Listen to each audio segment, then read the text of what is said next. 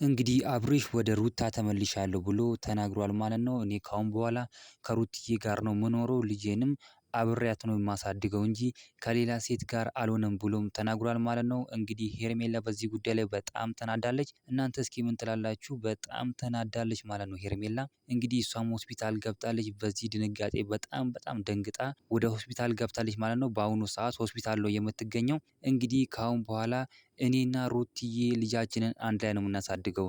እኔና እሷ ካሁን በኋላ መሃላችን የሚገባ ነገር የለም።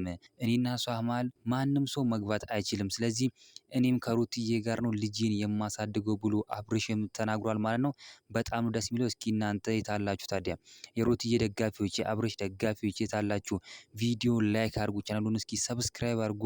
እስኪ የነሱ ፍቅር የነሱን ደስታ የምትደሰቱ አላችሁና ኮሜንት ላይ የገባችሁ እናንተም ተደሰቱ። እንግዲህ አብርሽም በጣም ደስ የሚል እርምጃን የሰጠው ማለት ነው። በጣም ደስ የሚል ነገር ነው የተናገረው። እንግዲህ እነሱም አንድ ላይ እንዲመለሱልን በጣም እኛም እንፈልጋለን። በጣም እኛም ደስ ይለናል ማለት ነው። ደስታችን ደስታችሁ ነው። ደስታቸውም የኛ ደስታ ነው። በጣም ነው የምንወዳቸው፣ በጣም ነው የምናከብራቸው። እንግዲህ አንድ ላይ ይሆኑልን፣ አንድ ላይ ይሆኑልን፣ ምንም ነገር እንዳይለያቸው ማለት እንፈልጋለን።